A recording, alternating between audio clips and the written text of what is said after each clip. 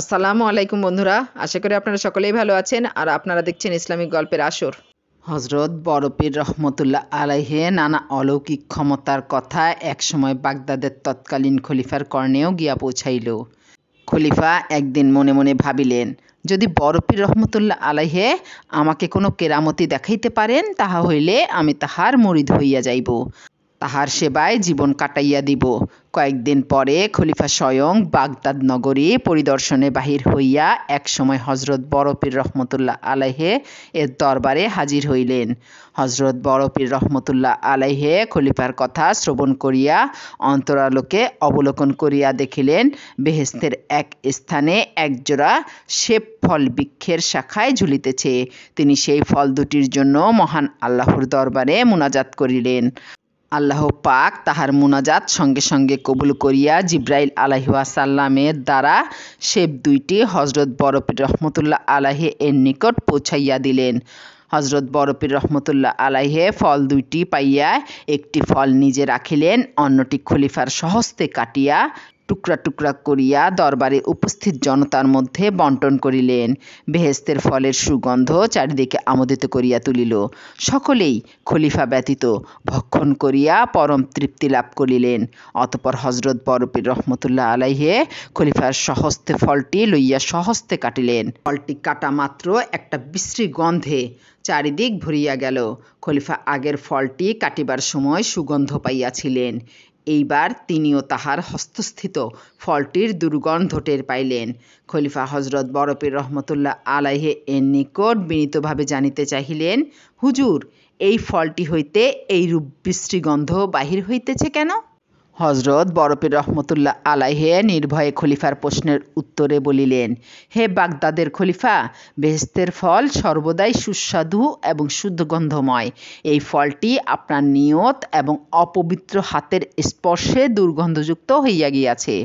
হে খলিফা, আপনি একজন শাসক।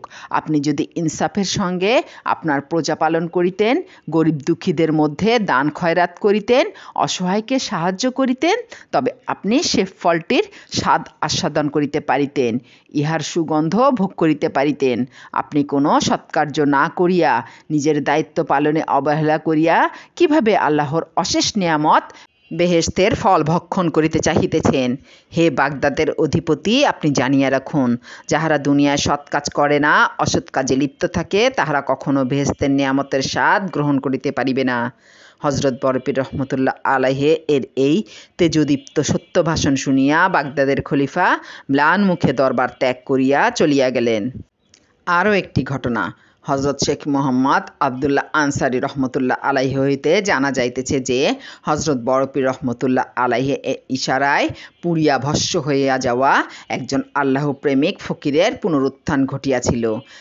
একদা হজরত বড় পীর রহমতুল্লাহ আলাইহে তাপসপ্রবর খোদাপ্রেমিক সৈয়দ আহমদ নামে এক ব্যক্তিকে পরীক্ষা করিবার মনস্থ করিলেন।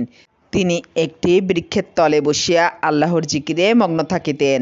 দরবেশ বলিয়া তাহার নাম চতুর্দিকে ছড়াইয়া পড়িয়াছিল। হজরত বড় পীর রহমতুল্লাহ আলাইহে একখানা কাগজে প্রশ্ন রাখিলেন, ঈশক কি বস্তু, উহা কি রকম? অতঃপর উক্ত কাগজখানা তাহার একজন খাদেম মারফত দরবেশের নিকট পাঠাইয়া দিলেন।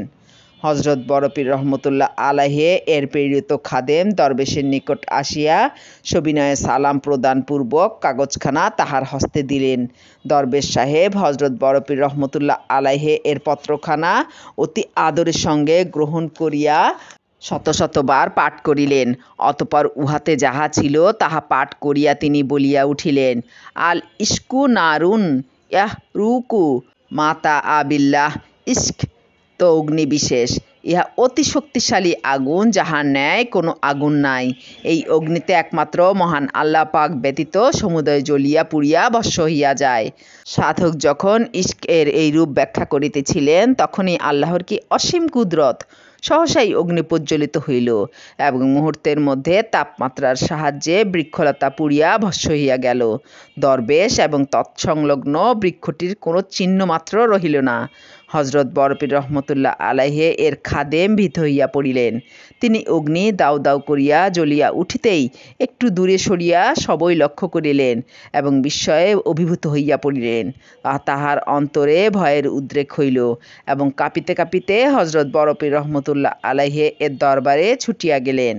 খাদেম হজরত বরপীর রহমতুল্লাহ আলাইহে এর নিকট দরবেশের উক্তিসমূহ এবং তাহার পর যাহা ঘটিয়াছে সবিস্তারে বর্ণনা করিলেন। অতঃপর হজরত বরপীর রহমতুল্লাহ আলাইহে তৎক্ষণাৎ খাদেমকে সঙ্গে লইয়া অতি দ্রুত সেই পুড়িয়া ভস্ম হইয়া যাওয়া ভস্মের স্তূপের সম্মুখে হাজির হইলেন। হজরত বরপীর রহমতুল্লাহ আলাইহে ভস্মের প্রতি দৃষ্টি রাখিয়া বলিলেন, আলেম বিচ্ছুরিত দিশমানি সমূর্তি ধারণ করো। এই বলিয়া ভস্মের ওপর হাত রাখিতেই সাধক সৈয়দ আহমদ ঘুম হইতে সদা জাগরণের পর কলেমা পাঠ করিতে করিতে উঠিয়া বসিলেন। সাধক প্রবর শেখ সৈয়দ আহমদ হজরত বরপীর রহমতুল্লাহ আলাইহিকে তাহার সম্মুখে দেখিতে পাইয়া বিনীতভাবে সালাম প্রদান করিলেন। অতঃপর বরপীর রহমতুল্লাহ আলাইহি সৈয়দ আহমদকে মারিফাত দীক্ষা দিলেন।